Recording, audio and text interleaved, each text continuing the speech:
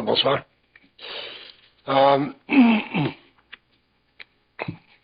Toujours en relation avec l'évolution de la psychologie évolutionnaire. Je veux regarder avec vous autres le rapport de l'ego avec les forces occultes. Ce que ça signifie pour l'homme. Ce que ça signifiera pour l'homme plus tard. L'importance de certains points d'observation qui découlent de l'expérience de certaines personnes pour le bénéfice d'autres.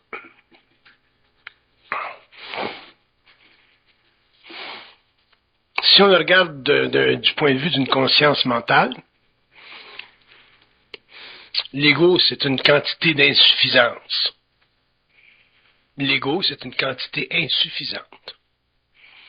L'ego, c'est toujours une quantité insuffisante de lumière, d'intelligence.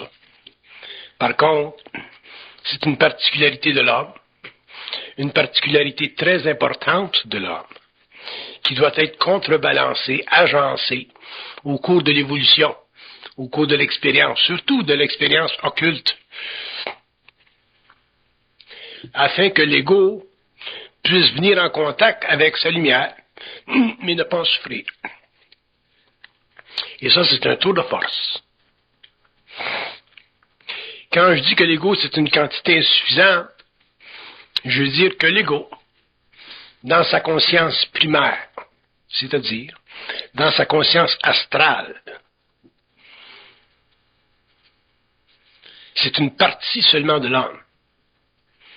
Une partie de l'homme qui est fondée à la fois sur ses sens et aussi à la fois sur son intellect qui analyse le rapport entre l'énergie de ses corps subtils à travers ses sens.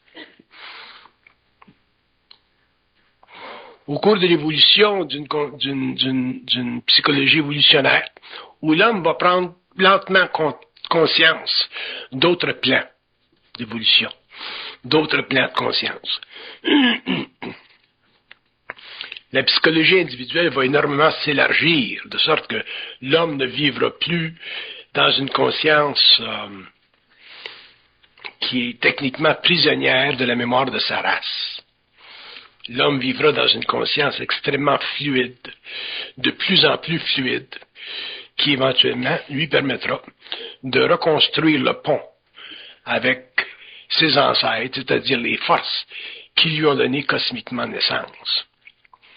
Mais pour ça, dans ce processus-là, dans cette période de transition-là, qui va durer des siècles sur le plan de la civilisation, mais qui va durer une vie sur le plan individuel,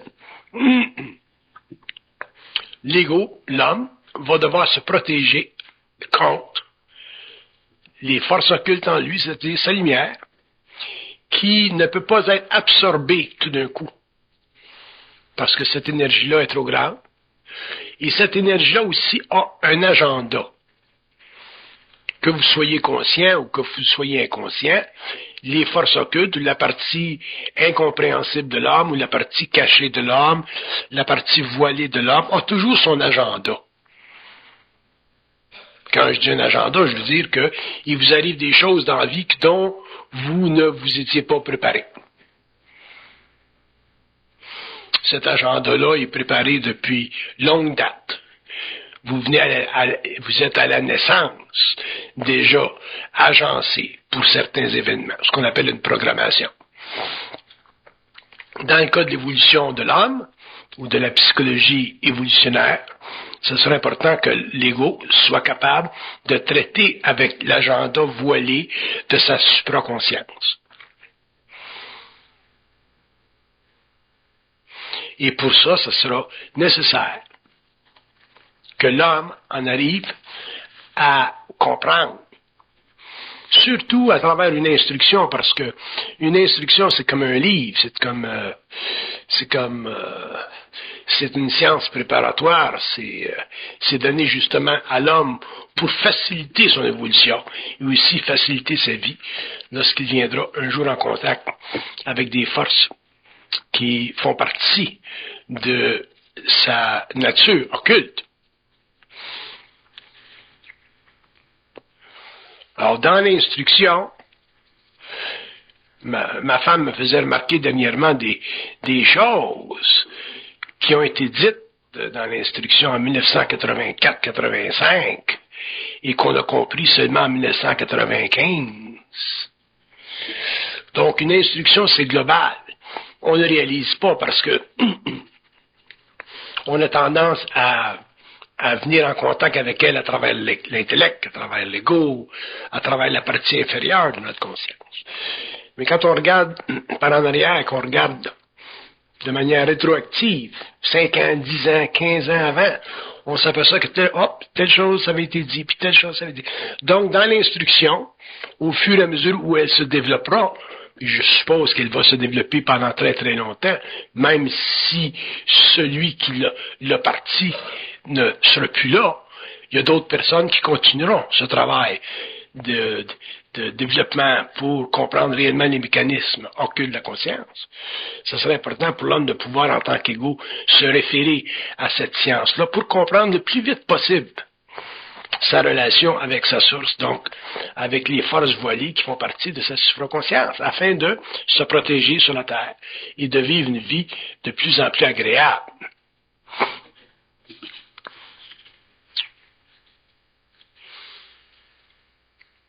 Si vous me demandiez personnellement, qu'est-ce que vous pensez, M. Bernard, je devrais-tu m'intéresser aux forces occultes, à l'occultisme, aux sciences occultes? Je vous dirais oui puis non. Je ne peux pas vous dire non, parce qu'il y a des choses trop intéressantes, trop évidemment intéressantes.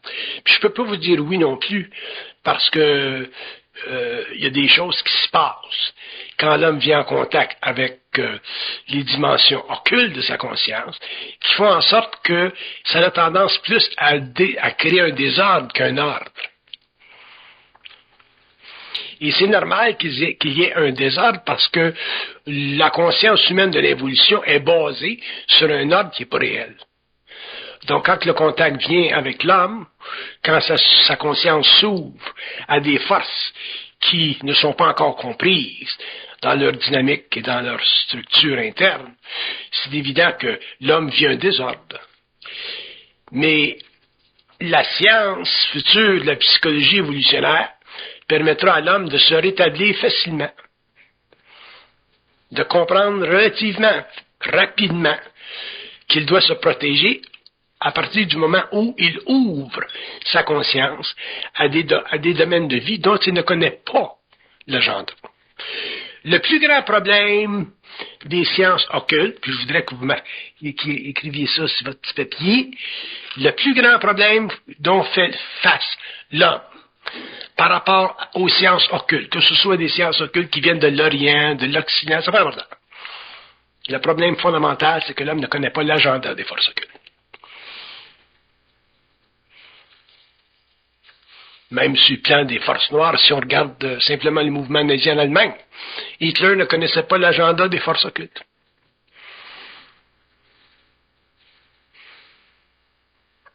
Alors, l'homme ne connaît pas l'agenda des forces occultes, et ça, c'est un grand désavantage qu'il a par rapport à sa totale conscience. Et la seule chose qui va permettre à l'homme d'équilibrer ceci, d'équilibrer son ignorance de l'agenda des forces occultes, c'est sa capacité de contenir le temps de sa programmation. Si l'homme est capable de contenir le temps de sa programmation, autrement dit, si l'homme est capable, au cours de son évolution, de ne pas astraliser son énergie lorsqu'il vivra tous les détails de cet agenda voilé-là, qu'on appelle une programmation, qu'on appelle une initiation, à ce moment-là, l'homme en arrivera éventuellement à découvrir en lui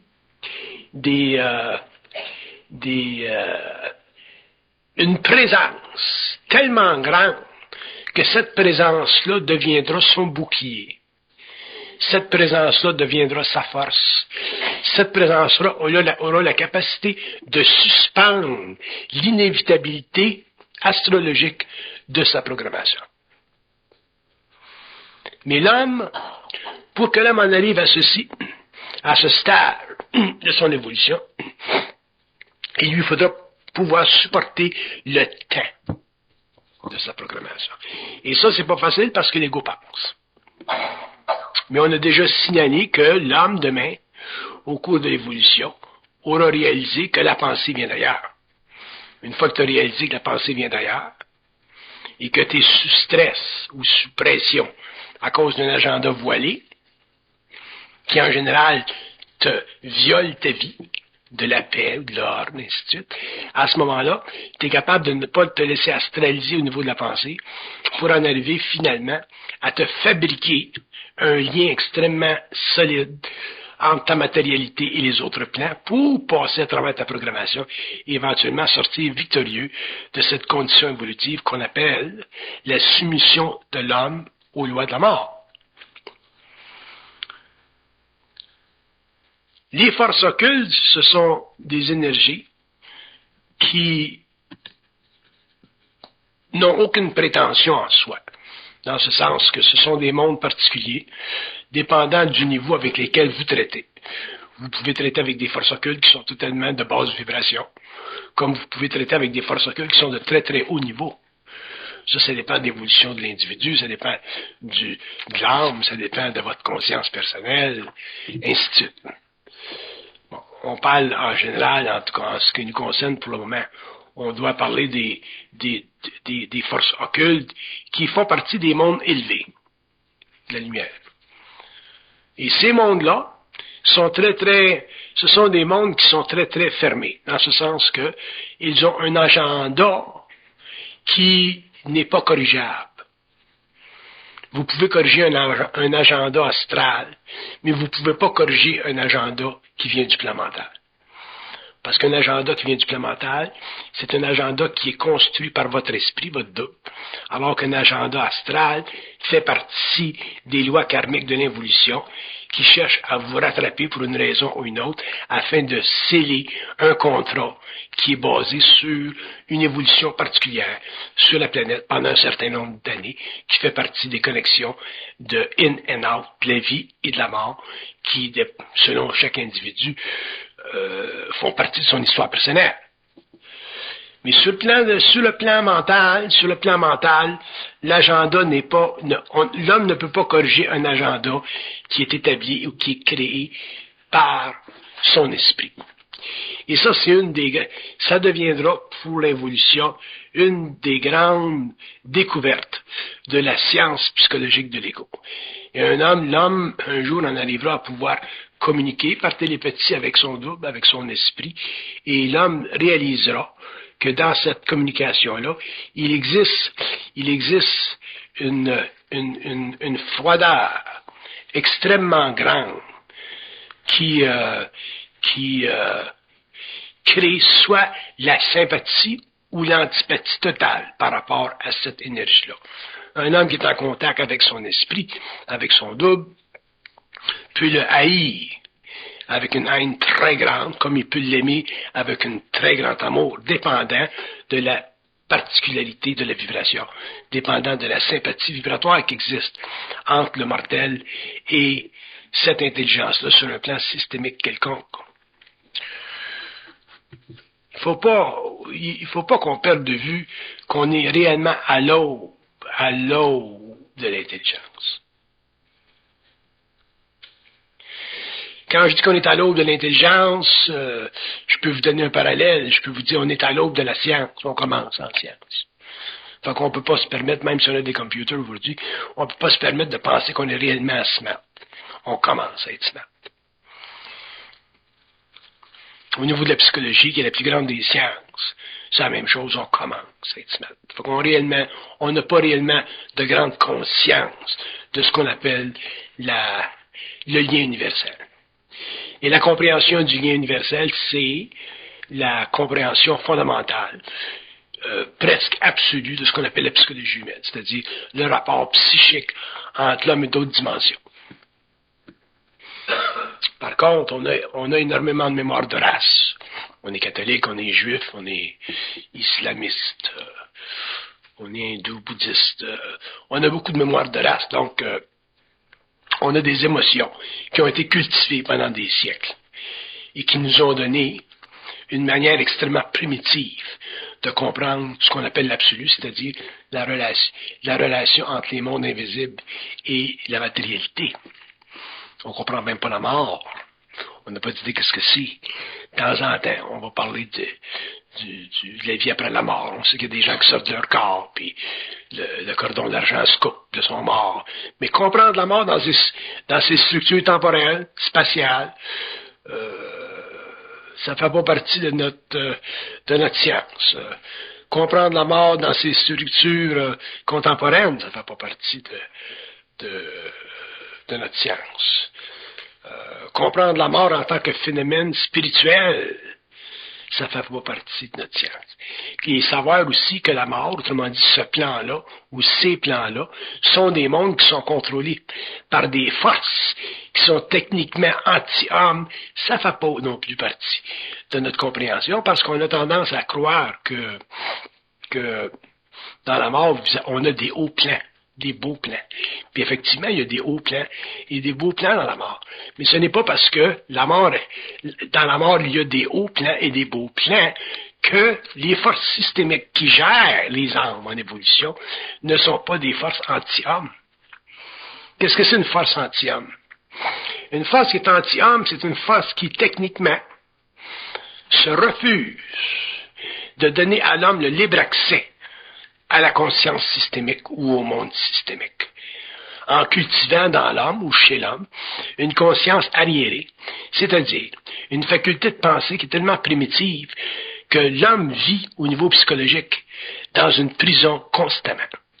Et la prison de sa conscience, c'est toute la systématisation de sa pensée, fondée sur l'expression quasiment quotidienne de la mise en vibration d'une énergie foncièrement astrale qu'on appelle l'émotion, qui crée en l'homme, au cours de sa vie, les conditions particulières qui vont être utilisées quand il va sortir de son corps, puis il va retourner à la mort, et il va retourner à la mort en conscience astrale, au lieu de retourner à ce qu'on appelle la mort en conscience morontielle, donc en conscience immortalisée.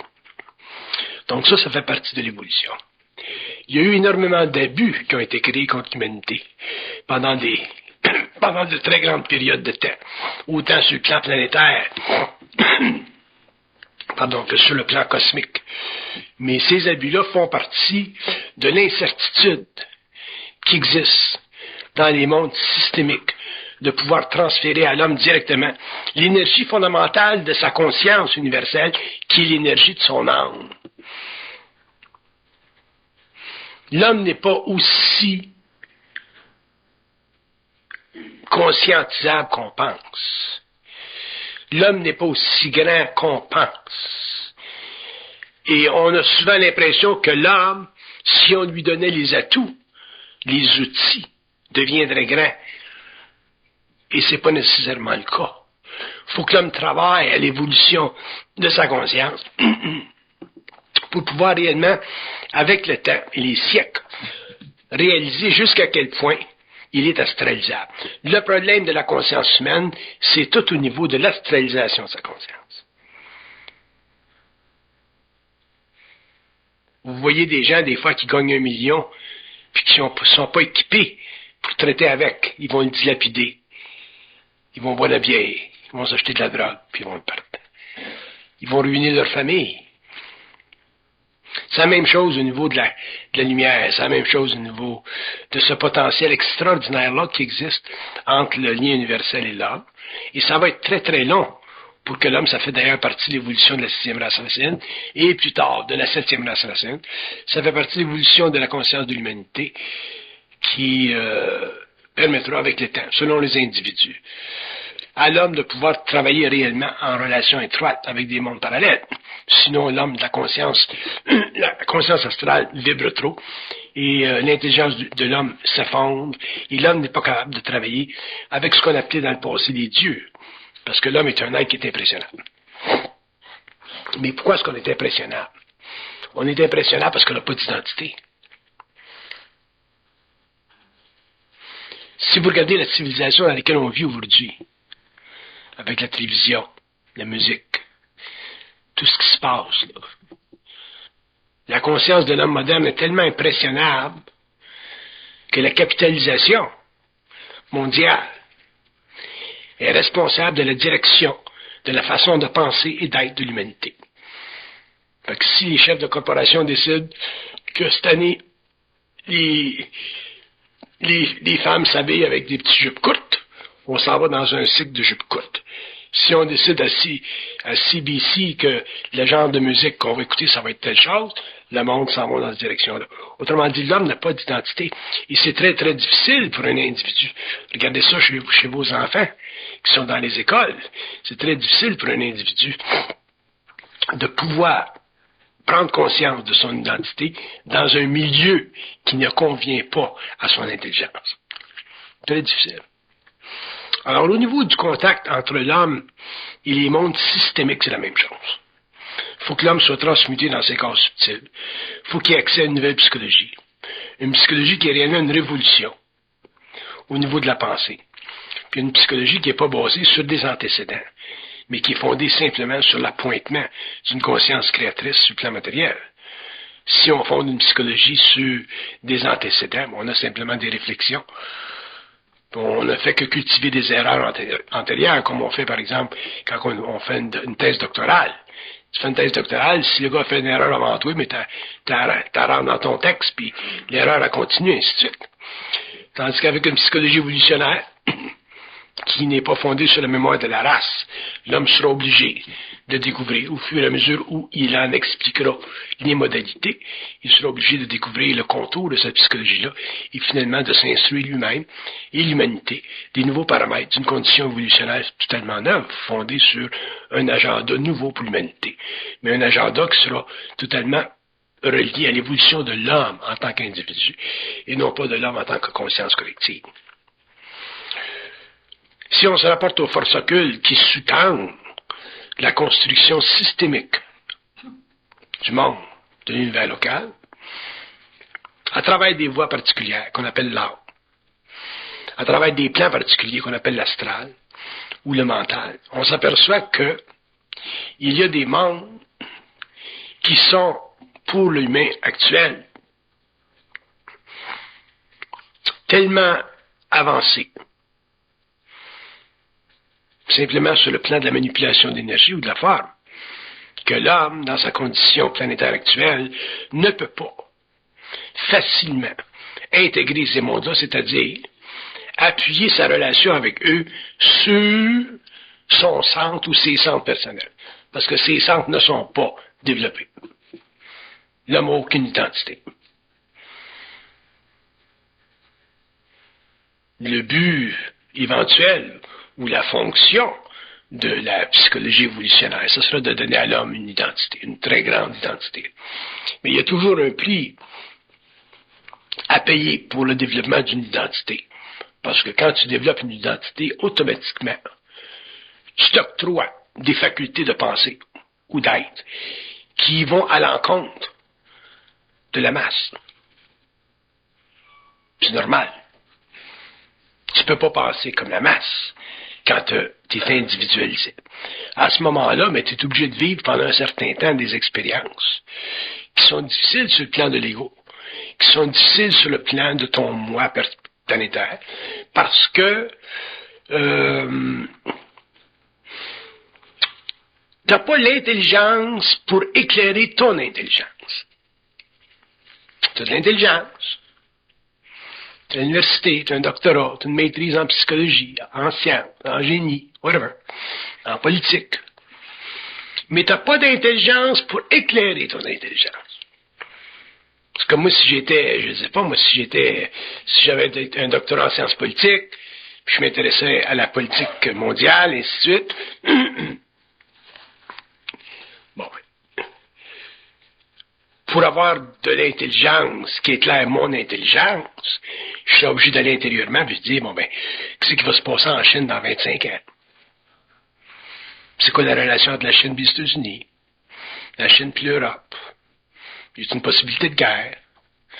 Fait qu'à ce moment-là, j'aurais une réponse qui éclairerait mon questionnement. Donc, une intelligence qui éclaire ton intelligence. Mais on n'est pas dans cette condition-là parce que on a perdu le droit au cours de l'évolution au lien universel. Pour toutes sortes de raisons très, très intéressantes. On a perdu le droit au lien universel parce que je peux vous en donner quelques raisons. Une des raisons pour laquelle on a perdu le droit au lien universel, c'est parce que l'homme, au début, quand l'homme a été formé en conscience sur la Terre, et qu'il lui a été permis de vivre l'incarnation de l'âme, c'est-à-dire de supporter la présence ou le chevauchement d'une entité étrangère à sa nature humaine, à ce moment-là, l'homme, à un certain point, dans son évolution, au début, s'est refusé de traiter avec les forces occultes. Il ne voulait plus les subir, il ne voulait plus être commandé. Et ça faisait partie de son développement au niveau de l'ego. Fait que ça, c'était bon. Fait que l'homme a dû développer un ego. Ça, c'était bon. Pour devenir indépendant d'esprit. Mais par contre, en faisant ça, il était obligé d'annuler son lien. Parce que quand tu es en relation avec des forces systémiques, il y a un certain niveau de commandement qui s'exécute entre la partie mortelle et la partie immortelle. C'est normal, parce que tu as une plus haute vibration qui sous-tend une vibration inférieure. Tu as une conscience très vaste qui, dans un sens, s'approprie d'une petite conscience extrêmement limitée et qui cherche à l'intégrer, à l'amener à elle pour l'absorber dans une unité qu'on appelle la fusion. Donc, à ce moment-là, l'homme, à un certain moment donné, a refusé le commandement avec les plans. Puis dans ce temps-là, les plans étaient beaucoup plus présents qu'aujourd'hui. Parce que dans ce temps-là, l'homme avait une conscience astrale très, très développée. Et l'homme vivait beaucoup plus dans un état de rêve que nous autres aujourd'hui. L'homme était plus dans le rêve. Il utilisait facilement son corps astral. Alors qu'aujourd'hui, on n'utilise pas facilement le corps astral. On l'utilise le soir quand on se couche. Puis éventuellement, le contact avec l'homme s'est brimé, il s'est coupé. Puis l'évolution s'est faite, le retour à la mort s'est fait. Puis l'homme a perdu ce qu'on appelle conscience. Perdre conscience, ça veut dire ne pas avoir l'intelligence de ton intelligence. Parce que quand tu es conscient, tu as l'intelligence de ton intelligence. Être intelligent tout seul, c'est passé. Comment que tu as un doctorat, si tu es intelligent tout seul, c'est passé. C'est trop limité. Moi, je suis allé voir mon médecin un matin, là. Puis c'est un grand médecin, c'est un bon médecin, c'est un médecin intelligent. Fait que, il m'a donné un remède, là. Puis il me dit, Monsieur Bernard, il dit, demandez donc s'il est bon le remède. Vous voyez, j'ai l'écriture ici, je l'ai faite, sa bouteille. J'ai dit, moi, vous dites ça, attends une minute, là. Puis j'ai écrit sa bouteille. Je le remets. Fait que l'intelligence passée. Fait que si ça me dit, ben, ce remède-là, faut pas prendre ça avant 3 semaines, j'aurais dit, ça a écrit sa bouteille, ben, donnez pas à cette personne-là le remède avant 3 semaines. Ça, c'est l'intelligence de l'intelligence. Heureusement que j'ai un médecin intelligent. Parce que quand un client va dans un bureau de médecin, puis que c'est le client qui dit au médecin si c'est bon le remède, en général, tu finis dehors de son bureau. Mais je choisis mes médecins. Mais le point que je veux faire, c'est que c'est très difficile pour l'homme de comprendre qu'être intelligent tout seul, c'est pas assez. On a besoin de l'intelligence de l'intelligence pour être sûr qu'on est intelligent. on est fait à l'os. C'est pour ça que quand je parle de l'ego, puis de la relation de l'ego avec les forces occultes, c'est très, très important pour nous autres de comprendre qu'éventuellement, au cours de l'évolution, l'homme devra s'amener à confirmer dans sa conscience le rapport avec les forces occultes. Puis quand je veux dire confirmer, je veux dire pouvoir supporter ce rapport-là. Parce que si vous n'êtes pas capable de supporter votre rapport avec les forces occultes, donc avec l'énergie de votre ajusteur de pensée, de votre double, appelez ça comme vous voulez. Si vous n'êtes pas capable de supporter le rapport, ça veut dire que vous avez des forces astrales qui encore bloquent votre vision des choses. Fait qu'à ce moment-là, vous êtes encore régi par les lois de la mort. Vous n'êtes pas en conscience moroncière. Donc l'évolution, c'est pour amener l'homme éventuellement à une conscience moroncière, pour que l'homme, quand il sort de son corps, au lieu d'aller sur le plan astral, qui est un plan de réincarnation, sur la Terre ou sur d'autres plans, s'en aille directement en conscience moroncière, c'est-à-dire dans des mondes qui font partie de l'organisation systémique des intelligences, et non pas dans un monde ou des clans qui font partie de l'ordre inférieur des consciences astrales, qu'on appelle les anges. C'est important que vous preniez l'expérience de personnes qui ont été suffisamment près de ce que vous appelez les structures invisibles des plans pour comprendre que l'ego doit apprendre. D'ailleurs, il y a rien que ça à apprendre. À apprendre à se protéger contre les forces occultes au cours de sa vie, s'il va en évolution de conscience. Vous ne pouvez pas vous permettre de traiter l'occulte, ou même les sentiers battus à côté, là, les sciences ésotériques, tout ça, là, tout ce qui est pas régi par la logique. Vous ne pouvez pas, ou par les religions établies, vous ne pouvez pas vous traiter avec les sciences occultes ou ésotériques de manière secondaire. Parce que dépendant de qui vous êtes, dépendant de votre vibration, parce que tout est vibratoire, vous pouvez vous retrouver un jour en contact avec des entités qui peuvent vous malmener. Vous pouvez vous trouver en contact avec des forces qui ne sont pas nécessairement les forces que vous voudriez connaître, ainsi de suite, ainsi de suite. Fait que l'homme, il faut que l'homme se protège. Et une des raisons pour lesquelles je vous invite à vous protéger en tant qu'ego, c'est pour éliminer de votre conscience personnelle la spiritualité, la naïveté, l'envie, l'ambition, tous ces paramètres-là, tous ces aspects-là qui font que la vie occulte, demain, au lieu d'être intéressante, vivante, agréable, devient percutante, difficile et souvent extrêmement pénible. Parce que l'homme n'a pas la science des lois occultes. C'est certainement la première fois dans l'histoire de l'humanité, de l'ésotérisme, des lois, ou de l'occultisme, ou des sciences paranormales, qu'on met l'homme en garde contre les sciences paranormales. Parce qu'on a beaucoup d'expérience dans ce domaine-là. Quand je dis que l'ego, c'est une quantité insuffisante, je veux dire trois choses. Je veux dire que l'ego ne connaît pas l'agenda des forces occultes.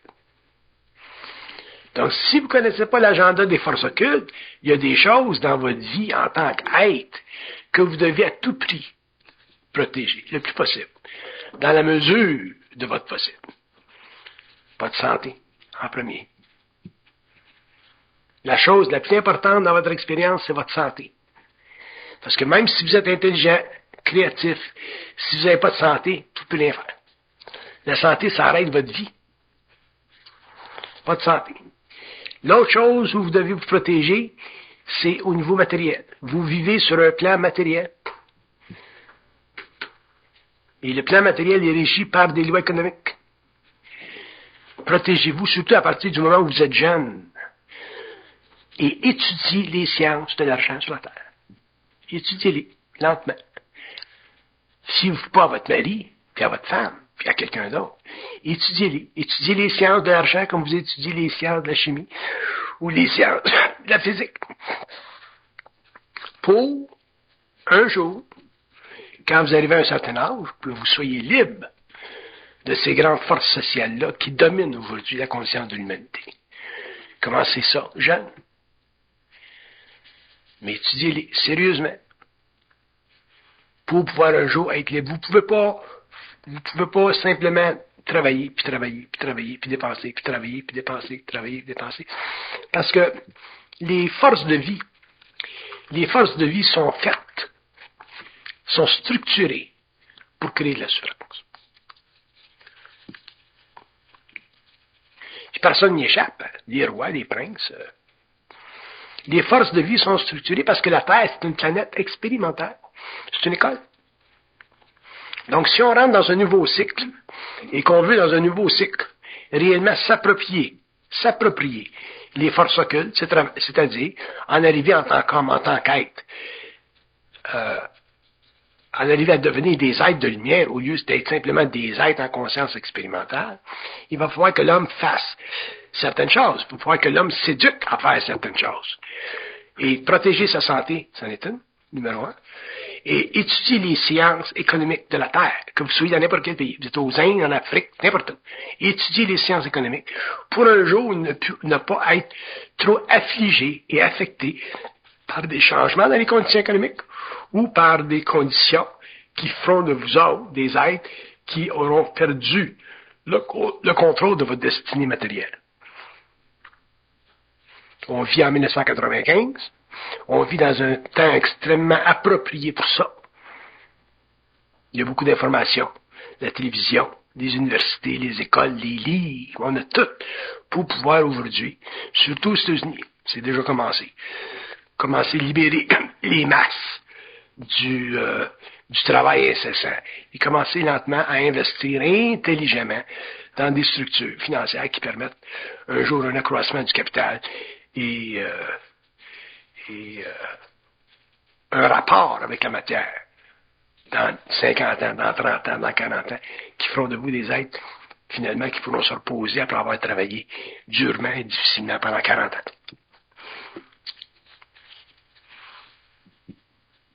Là, vous allez dire, mais qu'est-ce que ça a d'affaire, ça? Viendrez me revoir un jour, puis regardez vous-même aujourd'hui. Regardez votre vie aujourd'hui, puis vous allez voir que votre vie aujourd'hui, indépendante de votre santé et de vos finances.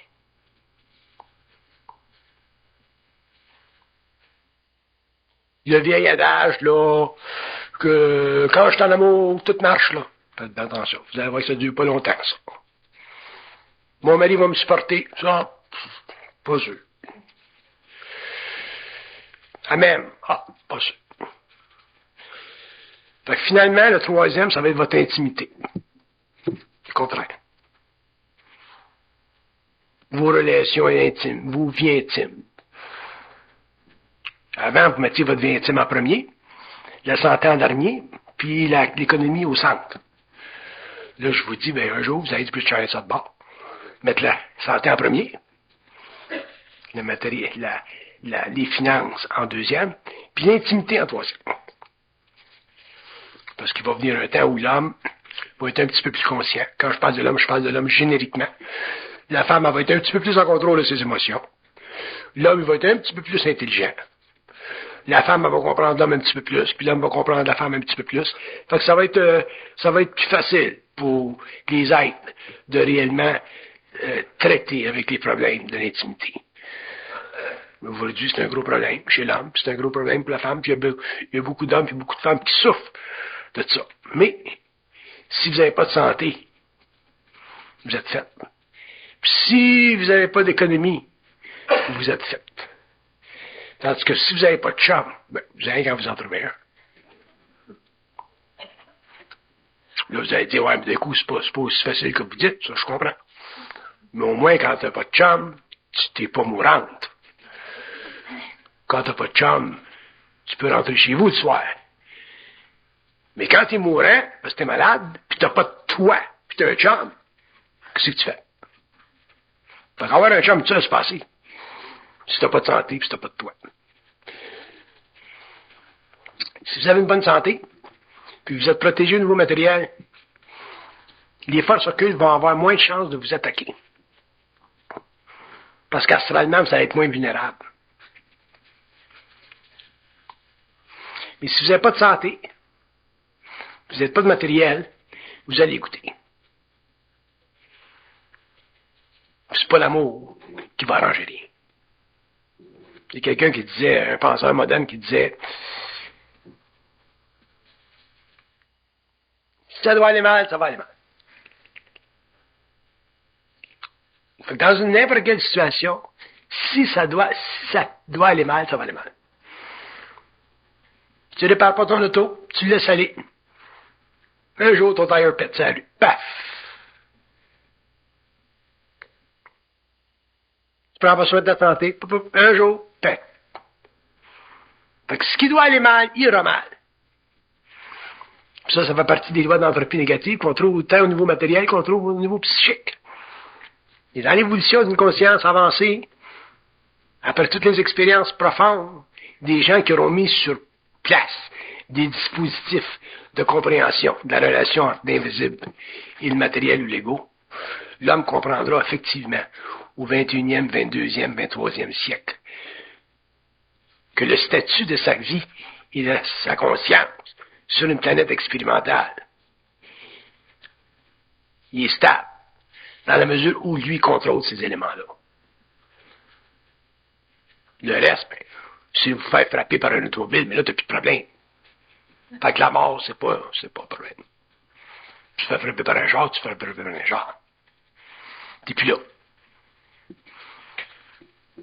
Mais si ta santé est touchée, t'as des problèmes d'économie, puis tu regardes pas ça, ces choses-là, dans l'ordre de grandeur que je vous donne, un jour, avec votre sensibilité croissante, vous allez trouver ça tough, la conscience évolutionnaire. Parce qu'on a l'impression, nous autres, les humains, on a l'impression que les forces occultes, c'est-à-dire les forces qui travaillent qui sont dans l'évolution sur les autres plans, ont un agenda qui convient au nôtre. Puis c'est pas nécessairement ça. Parce que la vie matérielle, pour eux autres, c'est bien secondaire. C'est la vie morontielle qui compte.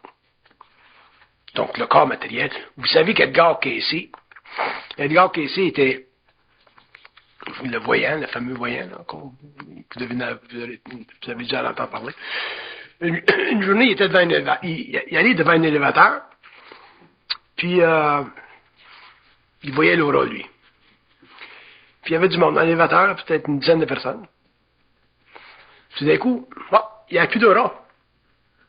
Fait qu'il n'est pas rentré dans l'élévateur. L'élévateur a continué, descendu, puis le fil a cassé, puis les gens se sont tués en bas. Parce que les gens, il avait vu que les gens n'avaient pas d'aura. Tu ne rentres pas dans un élévateur où les gens n'ont pas d'aura quand tu es voyant.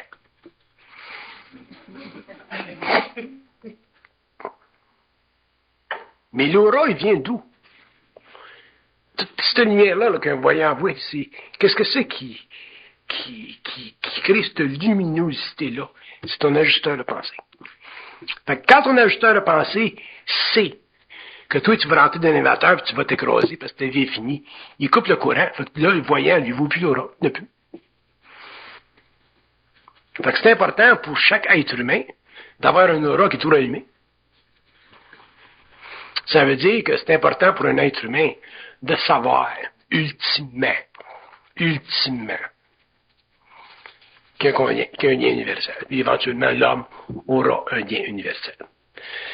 Quand tu as un lien universel, puis ça veut dire que ton aura est allumé, puis que tu vis des grandes transformations, des grands chocs de vie, bien, ton aura est allumé. Tu peux aller en dedans et dire, t'es-tu là, toi, là? S'il ne te répond pas, là, t'as un maudit problème.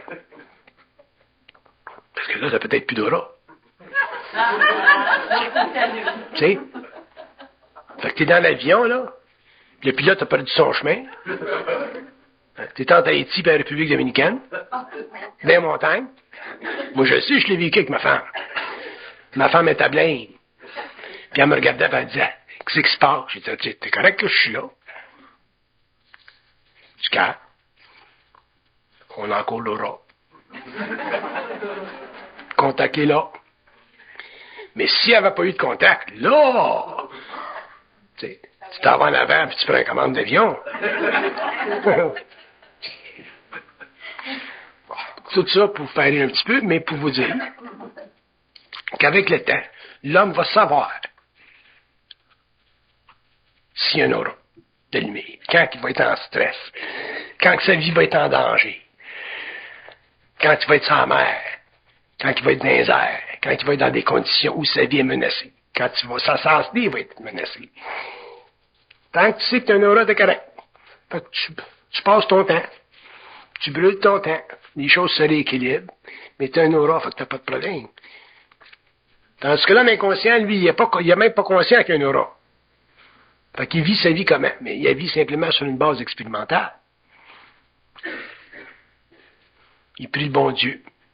Il prie les saints quand ça va mal. Mais ça ne veut pas dire que ça lui donne un aura. Pourquoi? Parce que l'homme n'a pas de lien universel. Et l'évolution de la conscience supramentale sur la Terre, c'est le rétablissement de ce lien-là. Mais il y a un prix à payer. Effectivement. Puis c'est la restructuration de notre moi. C'est une nouvelle façon d'être, de vivre, de voir, de penser, de communiquer, et ainsi de suite.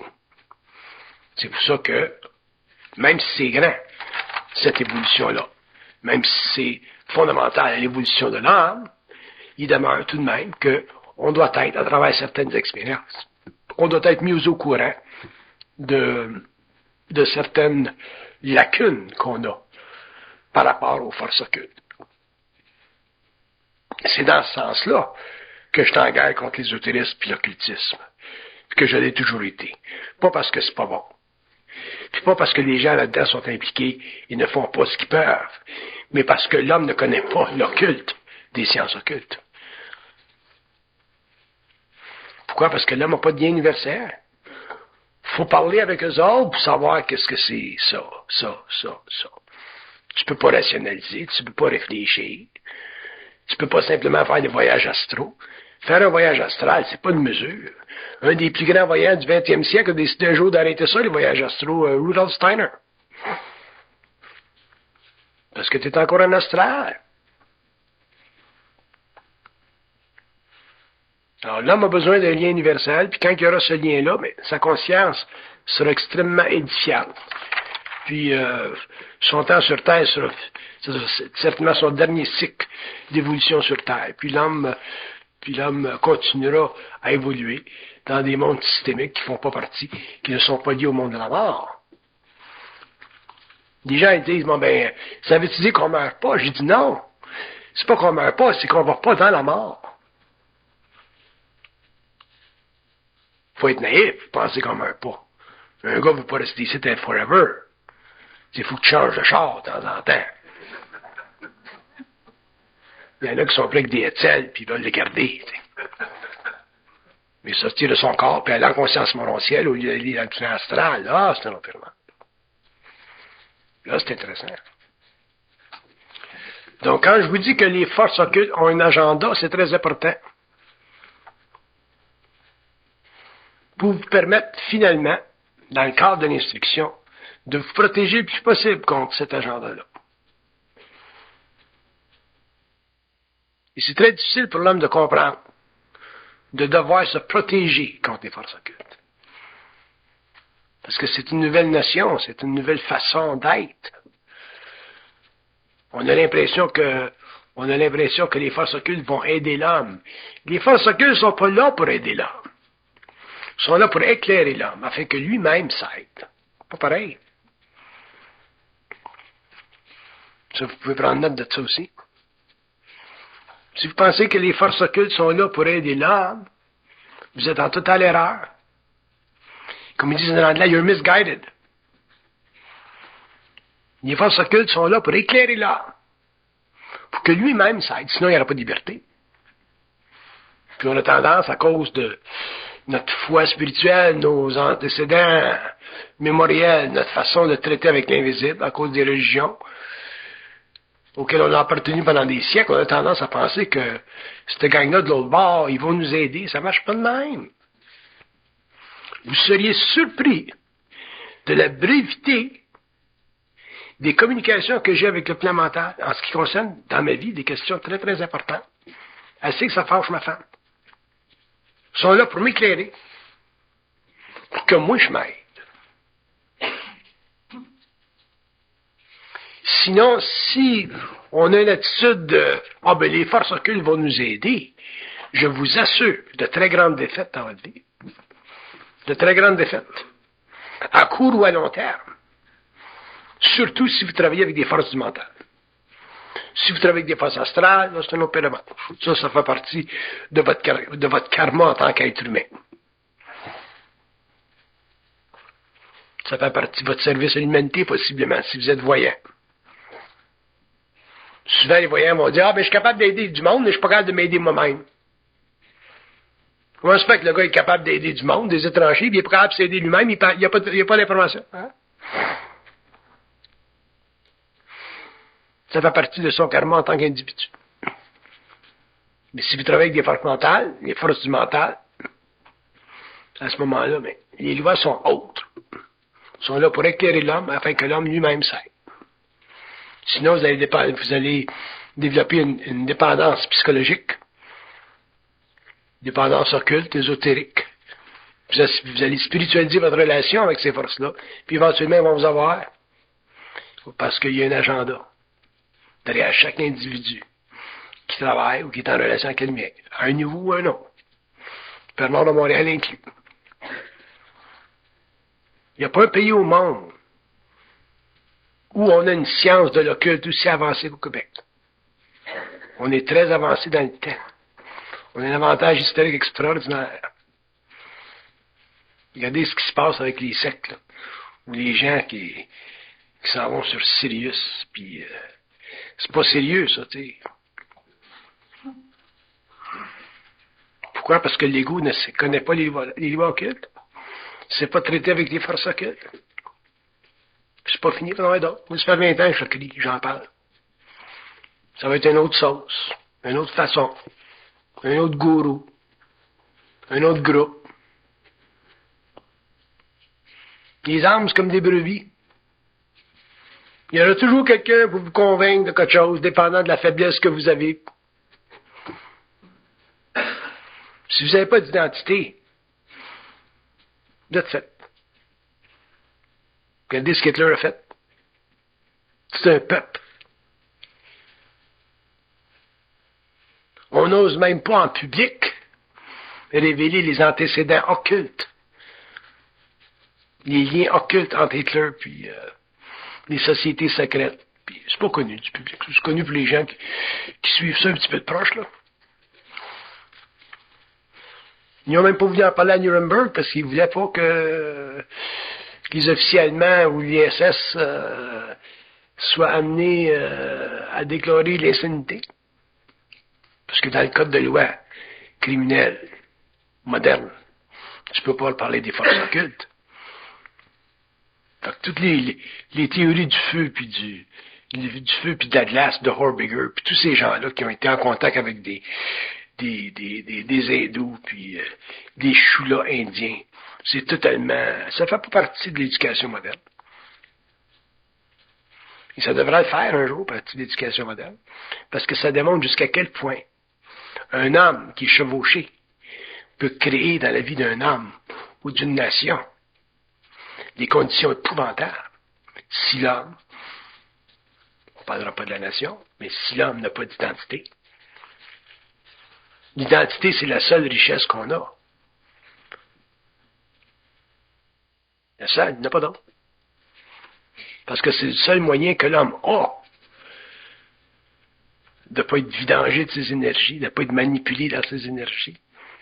Il y a assez de force dans le monde là, qui manipule puis qui manipule. Mais vivre son identité, c'est très difficile. Parce qu'on a toujours besoin d'être réconforté. On a toujours besoin d'être assuré par quelqu'un d'autre. Qu'est-ce qui se passe pendant ce temps-là? Ben, on ne développe pas de force intérieure. On n'en a pas. Quand il arrive quelque chose de puissant, de fort, on s'écroule. Ou on coule dans la direction de cette force-là. On ne les connaît pas, les événements là, qui vont se produire dans l'humanité dans l'heure, 21e siècle. Là. Fait que si l'homme n'a pas d'identité, il est fait. C'est quand je vois des gens s'intéresser au phénomène ovni. Pauvre monde. Intéressez-vous à ça d'un point de vue intellectuel, de loin, là, ça c'est correct. Mais demandez jamais de vivre ça.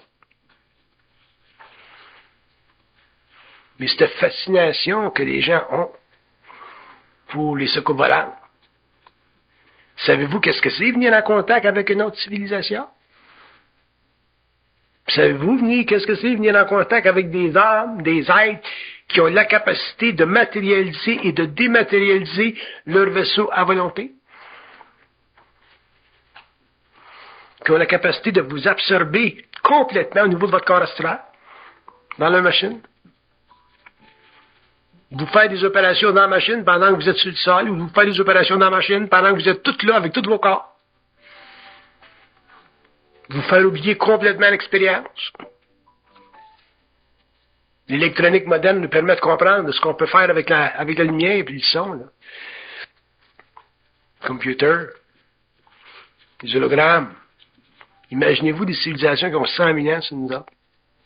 Puis on veut rencontrer ça. On a de la misère à se torcher tout seul. Sans beurrer nos mains.